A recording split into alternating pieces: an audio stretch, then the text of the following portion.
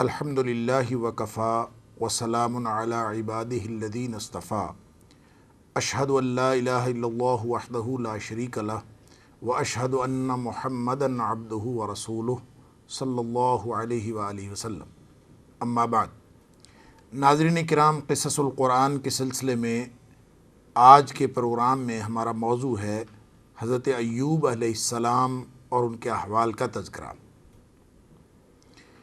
ناظرین کرام، حضرت ایوب علیہ السلام حضرت اسحاق بن ابراہیم علیہ السلام کی اولاد میں سے ہیں۔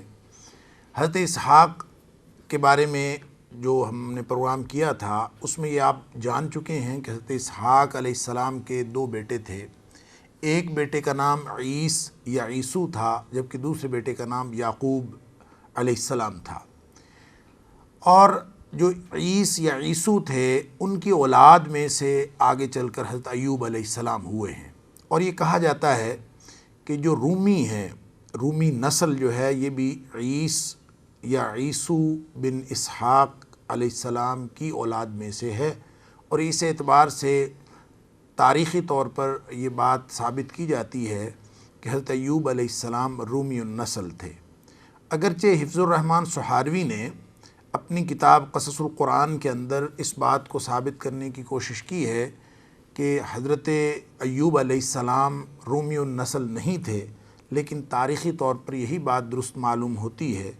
کہ چونکہ وہ حضرت ابراہیم علیہ السلام کے اولاد میں سے اور حضرت اسحاق علیہ السلام کے اولاد میں سے تھے، اور اس کا تذکرہ قرآن پاک کے اندر بھی ہے۔ سورۃ الانعام کے اندر اللہ کریم نے ارشاد فرمایا وَمِن ذُرِّيَّتِهِ داود وسلیمان وایوب ویوسف وموسیٰ وہارون، کہ حضرت ابراہیم علیہ السلام کی اولاد میں سے داود، سلیمان، ایوب، یوسف، موسیٰ اور ہارون ہیں۔ گویا حضرت ایوب علیہ السلام حضرت ابراہیم علیہ السلام کی اولاد میں سے ہیں۔ اس میں خاندانی اعتبار سے آپ اس کو رومی النسل کہیں یا نہ کہیں، حضرت ابراہیم علیہ السلام کی اولاد میں سے ہونا یہ قرآن کریم سے ثابت ہے۔ قرآن پاک میں حضرت ایوب علیہ السلام کا تذکرہ 4 مقامات پر کیا گیا ہے، یا 4 صورتوں میں حضرت ایوب علیہ السلام کا تذکرہ موجود ہے۔ ایک تو یہی سورہ الانعام کے اندر جس کا ذکر ابھی میں نے کیا، علاوہ ازیں سورۃ النساء کے اندر اور سورۃ الانبیاء میں، اور پھر سورہ صاد کے اندر اللہ کریم نے حضرت ایوب علیہ السلام کا ذکر فرمایا۔ لیکن حضرت ایوب علیہ السلام کا یہ جو تذکرہ ہے یہ ایک صبر و استقامت کی مثال کے طور پر ہے۔ اور جب اللہ کریم یہ ارشاد فرماتے ہیں کہ وَاذْكُرْ عَبْدَنَا ایوب، کہ میرے بندے یا ہمارے بندے اور ہمارے غلام اور ہمارے پیارے ایوب کا ذکر کیجئے، تو اس کا مطلب یہ ہے کہ حضرت ایوب علیہ السلام اللہ تعالیٰ کے برگزیدہ بندوں یعنی انبیاء میں سے ہیں، اور حضرت ایوب علیہ السلام کو صبر و استقامت کی ایک مثال کے طور پر پیش فرمایا گیا ہے قرآن پاک کے اندر۔ اگرچہ حضرت ایوب علیہ السلام کا قصہ قرآن پاک کے الفاظ میں بہت ہی مجمل انداز میں اجمالی طور پر گویا اختصار کے ساتھ پیش کیا گیا ہے، اور اس کے اندر ان کی آزمائش کی تفصیلات موجود نہیں ہیں، لیکن یہ بات بہرطور ثابت ہوتی ہے کہ حضرت ایوب علیہ السلام کے اوپر اللہ تعالیٰ نے کوئی بہت بڑی آزمائش بھیجی تھی، جس میں ان کا صبر اور استقلال اور ان کی استقامت وہ واقعتاً مثالی تھی، اور اللہ تعالیٰ نے رہتی دنیا تک کے لیے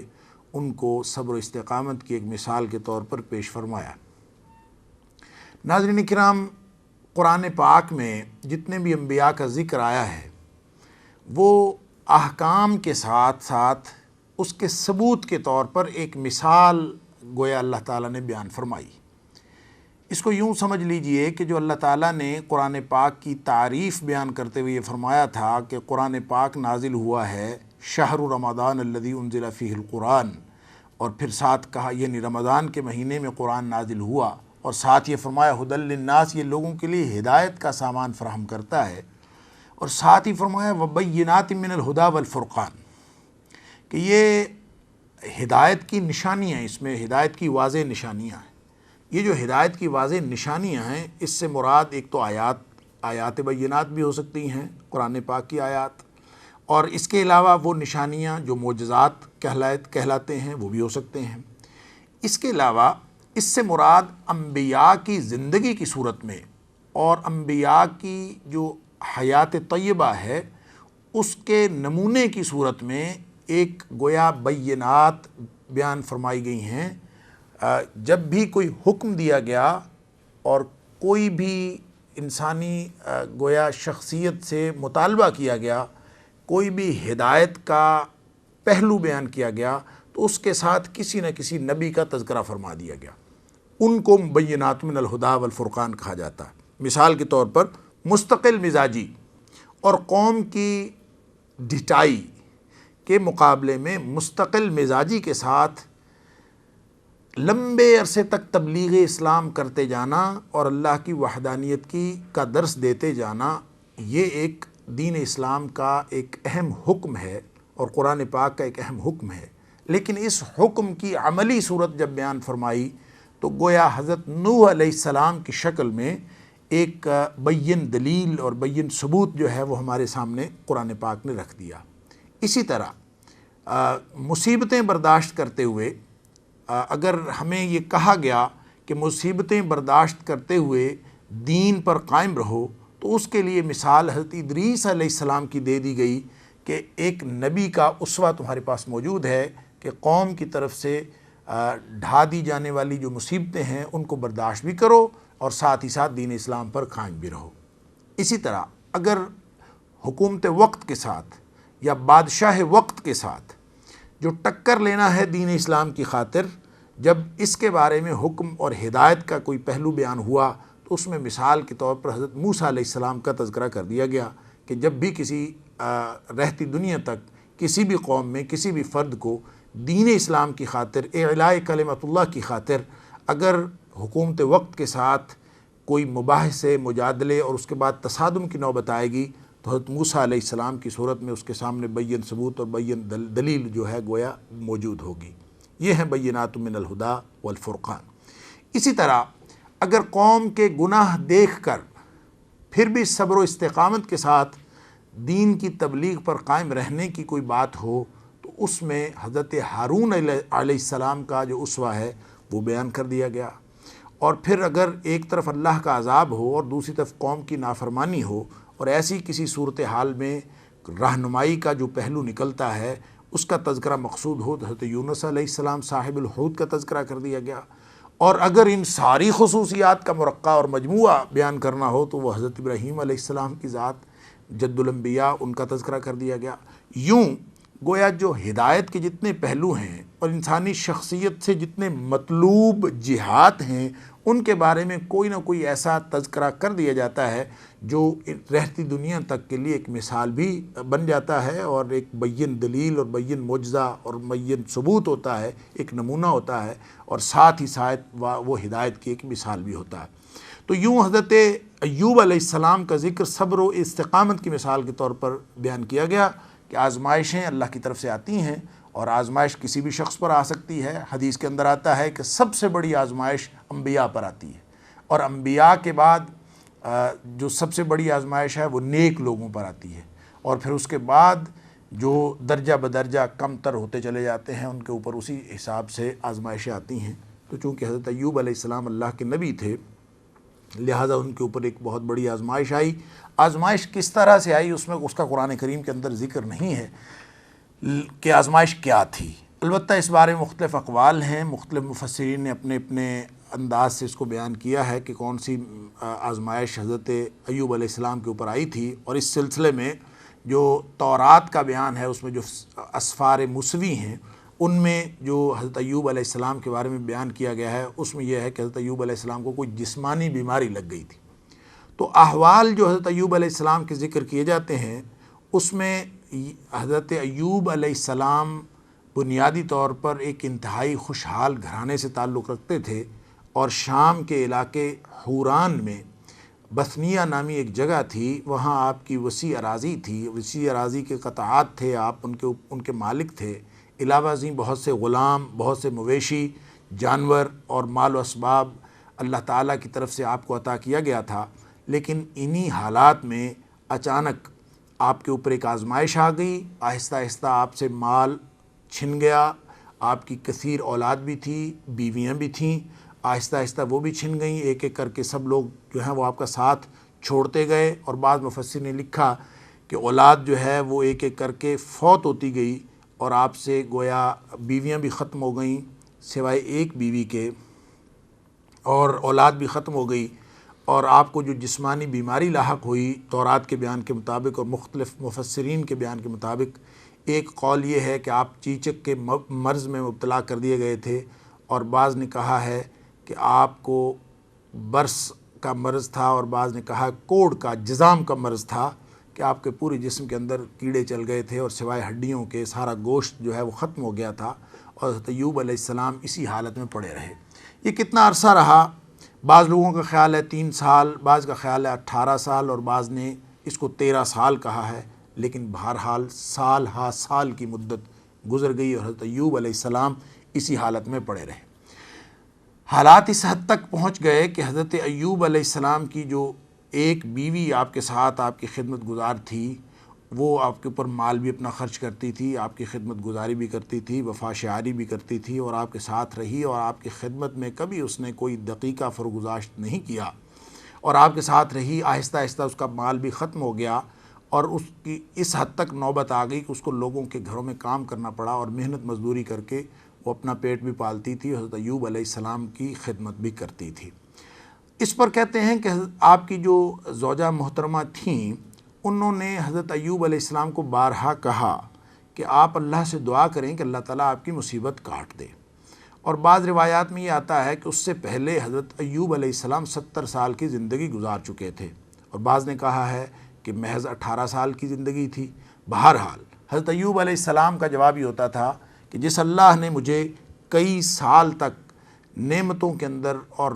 وافر نعمتوں کے اندر، خوشحالی کے اندر مجھے زندگی عطا فرمائی، اگر اتنے ہی سال مجھے مصیبت میں گزارنے پڑ جائیں تو اس میں کیا حرج ہے؟ مجھے اپنے اللہ کا ہر حال میں شکر ہی کرنا چاہیے، بے صبری کا مظاہرہ نہیں کرنا چاہیے۔ لیکن اسی دوران کہتے ہیں کہ حضرت ایوب علیہ السلام کی زوجہ محترمہ نے ایک دفعہ بے صبری کا مظاہرہ کر دیا، اور کوئی ایسی بات کہہ دی جو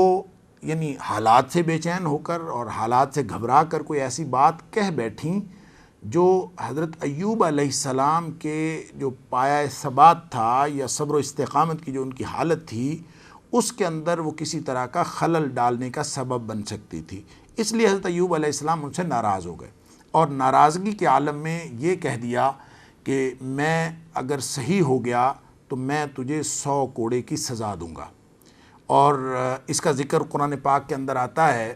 اگرچہ وہ بھی ایک اجمالاً تذکرہ ہے سورہ صاد کے اندر، لیکن اس کی تفسیر میں مورخین نے اور مفسرین نے یہ لکھا ہے کہ حضرت ایوب علیہ السلام کا اپنی بیوی سے ناراضگی کے موقع پر یہ فکرہ کہہ دینا اور اس طرح کی قسم اٹھا لینا کہ میں تجھے 100 کوڑے ماروں گا، یہ اس کی بنیاد بنا وہ قرآن کا بیان جو اس کے بعد ابھی ہم ذکر کریں گے۔ بہرحال اسی حالت میں روایات میں آتا ہے کہ حضرت ایوب علیہ السلام کے کچھ رشتہ دار آپ کے عزیز اعزاء و اقارب میں سے وہ بھی آپ کے پاس آتے اور آپ کے ساتھ مختلف طرح کی باتیں کرتے جو حضرت ایوب علیہ السلام کی دل آزاری کا باعث بنتی۔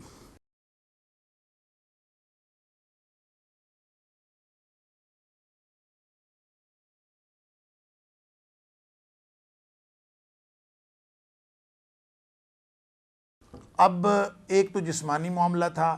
دوسرا روحانی طور پر بھی شیطان، جو انسانوں میں شیطان ہوتے ہیں اور جو جنوں میں شیاطین ہوتے ہیں، ان سب نے حضرت ایوب علیہ السلام کا گھیرا کر رکھا تھا، اور ایوب علیہ السلام کو مختلف قسم کے اوہام اور خیالات میں مبتلا کرتے تھے۔ قرآن پاک میں اس کا تذکرہ اس طرح سے ہے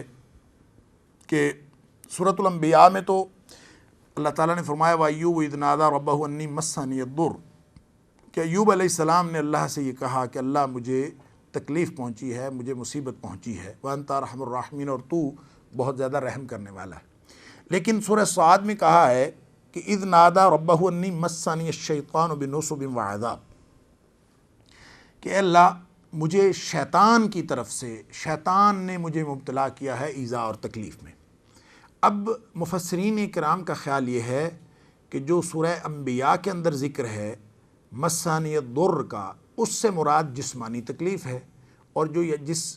تکلیف کی نسبت آپ نے شیطان کی طرف کی ہے اس سے مراد وہ خیالات، وہ اوہام، اور وہ باتیں جو جنوں کے شیاطین کی طرف سے اور انسانوں کے شیاطین کی طرف سے جو کی جاتی تھیں، وہ باتیں مراد ہیں جو روحانی طور پر اور ذہنی طور پر حضرت ایوب علیہ السلام کے لیے تکلیف کا باعث بنتی تھیں اور ایذا کا باعث بنتی تھیں، وہ مراد ہیں۔ بہرحال دونوں جگہوں پہ حضرت ایوب علیہ السلام نے اپنی اس تکلیف اور اپنی اس آزمائش کی نسبت اللہ کریم کی طرف نہیں کی۔ اس کی وجہ ناظرین کرام یہ ہے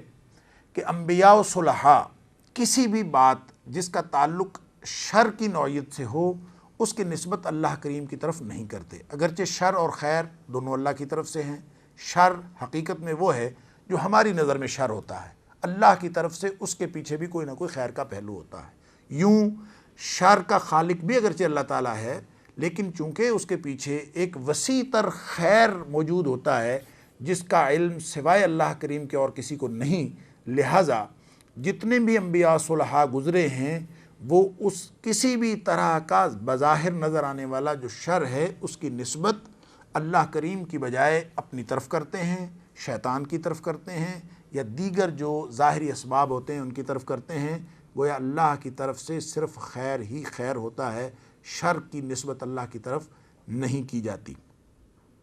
تو اسی طرح حضرت ایوب علیہ السلام نے یہ بات کہی، جیسے حضرت ابراہیم علیہ السلام نے کہا تھا کہ وَإِذَا مَرِضْتُ فَهُوَ يَشْفِينِ، بیمار میں ہوتا ہوں اللہ مجھے شفا عطا فرماتا ہے۔ حالانکہ بیماری بھی اللہ کی طرف سے ہے، شفا بھی اللہ کی طرف سے ہے، لیکن بیماری کی نسبت انہوں نے اپنی طرف کی، شفا کی نسبت اللہ تعالیٰ کی طرف فرمائی۔ اور حضرت ایوب علیہ السلام نے بھی یہی کام کیا۔ وَأَيُّوبُ إِذْ نَادَىٰ رَبَّهُ أَنِّي مَسَّنِيَ الضُّرُّ وَأَنْتَ أَرْحَمُ الرَّاحِمِينَ،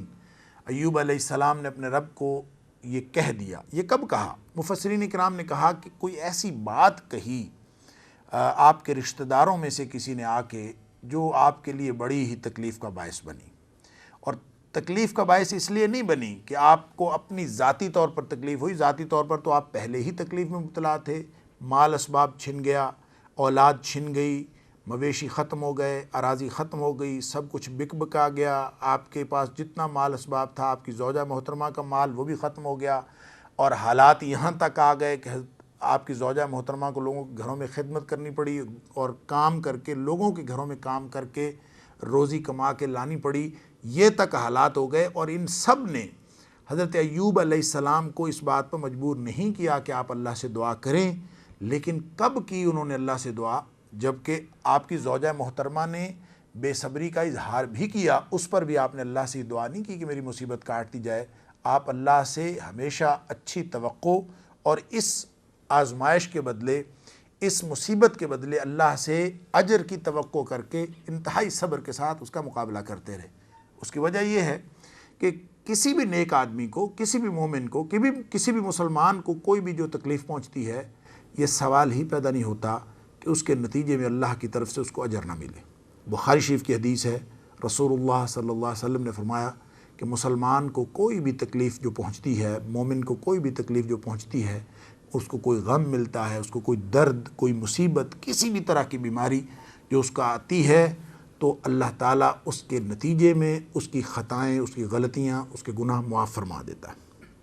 اور یوں گویا جن کے گناہ نہیں ہوتے اللہ تعالیٰ ان کے درجات بلند کر دیتا ہے۔ اور ایک حدیث کے اندر آتا ہے کہ مومن کا معاملہ بڑا عجیب ہے کہ مومن فراخی میں بھی، خوشحالی میں بھی اللہ سے اجر لیتا ہے، اور تنگی میں بھی، تنگ دستی میں بھی، مصیبت میں بھی اللہ سے اجر لیتا ہے، جبکہ کافر خوشحالی میں بھی گناہ کرتا ہے اور تنگی اور تنگ دستی میں بھی گناہ کا مرتکب ہوتا ہے۔ وہ کیسے؟ کہ مومن جب خوشحالی آتی ہے تو اللہ کا شکر کرتا ہے، اس طرح اللہ سے اجر لے لیتا ہے، اور جب اس کے اوپر کوئی مصیبت آتی ہے تو وہ صبر کرتا ہے، پھر بھی اللہ سے اجر لے لیتا ہے۔ جبکہ کافر مصیبت میں واویلا کرتا ہے، بے صبری کا مظاہرہ کرتا ہے، اس پر اس کو گناہ ہوتا ہے، اور جب اس کے اوپر خوشحالی آتی ہے، نعمتیں ملتی ہیں، تو وہ اس پر اتراتا ہے اور اس طرح وہ گناہ گار ہو جاتا ہے۔ یہ ناظرین کرام آزمائش کا فلسفہ ہے۔ ہم دیکھتے ہوئے کسی کو بھی کہہ سکتے ہیں کہ پتہ نہیں وہ کس مصیبت میں اللہ تعالیٰ کی طرف سے عذاب میں مبتلا ہے، یہ کس گناہ کے نتیجے میں پکڑا ہوا ہے۔ ہو سکتا ہے کہ اللہ کے ہاں اس کا ایک درجہ ہو۔ ہوتا کیا ہے؟ سامنے نظر آنے والی مصیبت وہ کسی گناہ کا نتیجہ بھی ہو سکتی ہے، لیکن اللہ کی طرف سے محض آزمائش بھی ہو سکتی ہے۔ اللہ تعالیٰ اپنے نیک بندوں کو آزمائشوں میں مبتلا کرتا ہے۔ ہوتا کیا ہے کہ بعض اوقات کسی ایک شخص کا اللہ تعالیٰ نے ایک درجہ متعین کیا ہوتا ہے، اور وہ درجہ اللہ تعالیٰ اس کو عطا فرمانا چاہتا ہے، لیکن بندے کے اعمال اور بندے کی جو جتنی نیکیاں ہیں وہ ابھی اس درجے کی نہیں ہوتی کہ وہ مقام حاصل کر لے جو اللہ کریم نے اس کے لیے رکھا ہے۔ تو اللہ تعالیٰ اس کو مصیبت میں مبتلا کر دیتا ہے، اس کے اوپر آزمائش بھیج دیتا ہے، اور آزمائش جب اس کے اوپر آتی ہے تو ظاہر ہے اس نے تو صبر کرنا ہے، اور وہ اپنے صبر کے ذریعے سے اللہ سے جو اجر لیتا ہے اس اجر کی وجہ سے اس کا مقام اور بلند ہو جاتا ہے، اور وہ اس مقام تک پہنچ جاتا ہے جس مقام کے لیے اللہ تعالیٰ نے اس کو پیدا فرمایا ہوتا ہے، اور جو مقام اللہ تعالیٰ نے اس کے لیے متعین فرمایا ہوتا ہے۔ لیکن ہم ظاہراً کسی شخص کو دیکھ کر یہ فیصلہ نہیں کر سکتے وہ عذاب میں پکڑا ہوا ہے، کوئی سزا میں مبتلا ہے، یا اس کو اللہ تعالیٰ نے کوئی آزمائش اس لیے دی ہے تاکہ اس کے درجات بڑھائے جائیں اور اس کو اجر عطا فرمایا جائے۔ اسی طرح کا خیال کا اظہار حضرت ایوب علیہ السلام کے کسی رشتہ دار نے کیا۔ جب وہ خیال کا اظہار ہوا تو حضرت ایوب علیہ السلام کے پاس انہوں نے کہا کہ یہ کس گناہ کی سزا میں پکڑا ہوا ہے، تجھ سے کوئی ضرور ایسی کوئی بات ہوئی ہوگی، ایسی کوئی حرکت ہوئی ہوگی جو اللہ نے تجھے اس مصیبت میں مبتلا کیا۔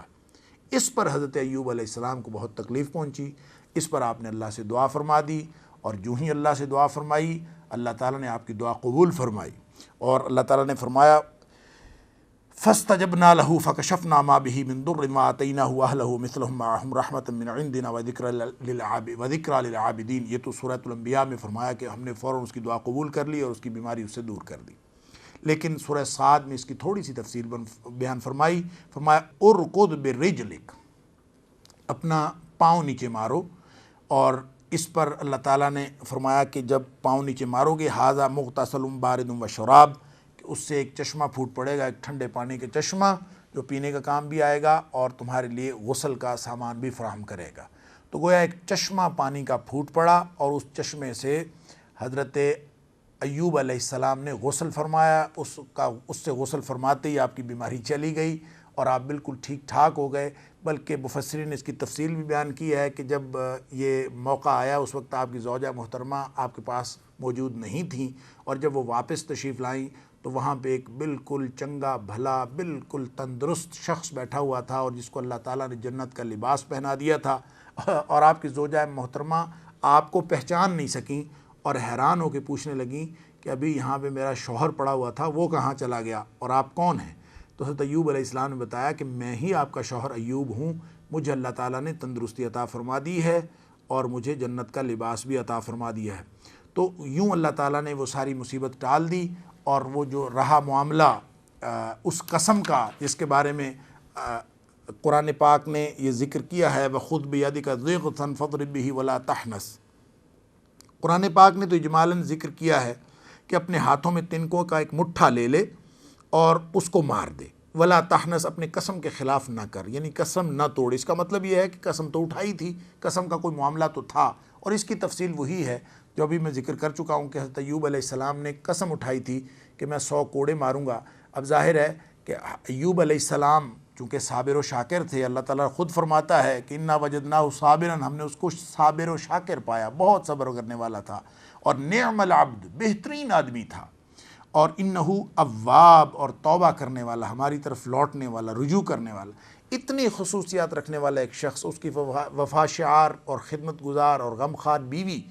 تو یہ معاملہ کیا ہوا کہ ادھر قسم اٹھا بیٹھے ہیں اور اس کو کوڑے بھی لگانے ہیں، تو اب اس کی وفا شعاری غمخواری وہ بھی سامنے ہے۔ تو اس آزمائش میں بھی اللہ تعالیٰ نے ان کے لیے خصوصی انتظام فرمایا، ایک گویا خود اللہ تعالیٰ نے ہیلا بیان فرما دیا کہ آپ 100 تنکے لے کے یا 100 شاخوں والی ٹہنی لے کے اس کو مار دیں، یوں آپ کی قسم بھی پوری ہو جائے گی اور قسم کے خلاف بھی بات نہیں ہوگی، کوڑے بھی لگ جائیں گے، اور آپ کی زوجہ محترمہ جو انتہائی وفاشار اور غم گساری اور غم خاری کی مثال ہیں اور حسن خدمت کی ایک مثال ہیں، ان کو کوئی گزند بھی اور تکلیف بھی نہ پہنچے۔ یہ بھی اللہ کی طرف سے ایک گویا انعام تھا۔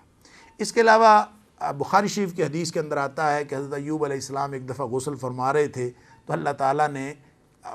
آسمان سے کچھ سونے کی ٹڈیاں جو ہیں ان کے اوپر ایک گویا بارش کی طرح نازل فرما دیں، اور حضرت ایوب علیہ السلام ان ٹڈیوں کو پکڑ کر ایک کپڑے میں بند کرنے لگے تو اللہ تعالیٰ نے پوچھا کہ ایوب، کیا تجھے میں نے ان ساری باتوں سے غنی نہیں کر دیا؟ یعنی وہ جو صرف آپ جسمانی طور پر ٹھیک نہیں ہوئے بلکہ اللہ تعالیٰ نے ساری نعمتیں واپس لوٹا دیں، کیونکہ قرآن کے اندر ذکر ہے کہ ہم نے اس کو وہ سب کچھ دے دیا جو اس کے پاس تھا، بلکہ اس سے دگنا عطا فرما دیا، ساری نعمتیں واپس آ گئیں۔ اور بعض نے کہا کہ وہ سارے لوگ جو فوت ہو چکے تھے وہ زندہ ہو گئے، آپ کی اولاد وغیرہ میں سے وہ زندہ ہو گئے، لیکن بعض کا خیال یہ ہے کہ اللہ تعالیٰ نے یہاں پہ اس جیسے عطا فرما دیے، اور قیامت کے دن وہ والے جو پہلے گئے تھے وہ بھی ملیں گے، اور جنت کے اندر دگنی گویا نعمتیں ملیں گی، وہ سب کچھ بھی عطا فرمایا تھا۔ اس لیے جب سونے کی ٹڈیوں کو حضرت ایوب علیہ السلام سمیٹنے لگے کپڑے میں، تو اللہ تعالیٰ نے فرمایا کہ اے ایوب، کیا میں نے تجھے ان ساری نعمتوں سے مستغنی بے نیاز نہیں کر دیا؟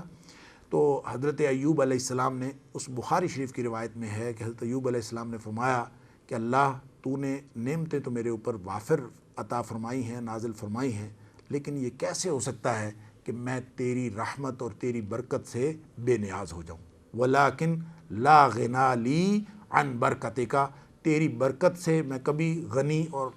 بے نیاز نہیں ہو سکتا۔ تو یہ ناظرین کرام، اس قصے کے اندر چند اسباق ہمیں ملتے ہیں۔ ایک تو صبر و استقامت اور آزمائش، اور آزمائش اللہ کی طرف سے درجات کی بلندی کا باعث ہو سکتی ہے، لہٰذا اس کے اندر جب آپ صبر کریں گے تو اللہ تعالیٰ آپ کو اجر عطا فرمائے گا۔ اور دوسری بات یہ کہ اگر جتنی بڑی مصیبت بھی آئے اس میں پکارنا ہے تو صرف اللہ کریم کو پکارنا ہے، جیسے حضرت ایوب علیہ السلام نے وَأَيُّوبُ إِذْ نَادَىٰ رَبَّهُ، انہوں نے اپنے مالک، اپنے رب کو ہی پکارا، کسی ادھر ادھر کے بنے بنائے یا خود ساختہ بناوٹی خدا کو نہیں پکارا، کسی دنیاوی ذریعے کو حاصل کرنے کی کوشش نہیں کی، بلکہ ڈائریکٹ اپنے رب کو پکارا۔ ایک بات جو اس قصے سے ثابت ہوتی ہے وہ یہ ہے کہ حضرت ایوب علیہ السلام کو اللہ تعالیٰ نے جو علاج بتایا وہ یہ تھا کہ اس چشمے سے غسل کر لو۔ اب اس کا مطلب یہ ہے کہ اللہ تعالیٰ ڈائریکٹ براہ راست شفا بھی دے سکتا تھا، لیکن چشمے سے غسل کرنے کا مطلب یہ ہے کہ مادی اسباب کو علاج کے لیے اختیار کر لینا اللہ کے حکم کے اور اللہ پر توکل کے خلاف نہیں ہے۔ علاج جائز ہے، اور رسول اللہ صلی اللہ علیہ وسلم نے بھی بہت ساری احادیث کے اندر نشاندہی فرمائی کہ ہم دنیا کی چیزوں سے، اللہ کی بنائی ہوئی نعمتوں سے علاج کر سکتے ہیں کسی بھی بیماری کا دوائی کے طور پر۔ اور اس کے علاوہ ایک بات یہ سمجھ میں آئی کہ اپنی بیوی، اپنے اہل و عیال جو انتہائی آپ کے ساتھ حسن خدمت کی مثال بنتے ہیں، اور آپ کی بیوی جو آپ کی خدمت کرتی ہے اس کے ساتھ حسن سلوک ہی کرنا چاہیے، اور حسن سلوک کی ایک عمدہ مثال حضرت ایوب علیہ السلام نے قائم کی، جیسا کہ رسول اکرم صلی اللہ علیہ وسلم کا ارشاد ہے کہ خیرکم خیرکم لأہلہ، تم میں سے بہترین وہ ہے جو اپنے گھر والوں کے ساتھ، اپنی بیوی کے ساتھ اچھا ہے۔ اور میں رسول اللہ صلی اللہ علیہ وسلم نے اپنے بارے میں ارشاد فرمایا وَأَنَا خَيْرُكُمْ لِأَهْلِي، میں تم سب سے زیادہ اپنے گھر والوں کے لیے بہترین سلوک کرتا ہوں۔ اللہ تعالیٰ ہمیں ان قصص سے وہ اسباق و دروس اور عبرتیں اور نصیحتیں حاصل کرنے کی توفیق عطا فرمائے جو ہمیں ہدایت کے راستے پر لے جاتی ہیں۔ اب پروگرام کا وقت ختم ہوا چاہتا ہے، اجازت دیجیے، انشاءاللہ اگلے پروگرام میں نئے موضوع کے ساتھ حاضر ہوں گے۔ تب تک کے لیے اجازت، اللہ حافظ، السلام علیکم ورحمۃ اللہ وبرکاتہ۔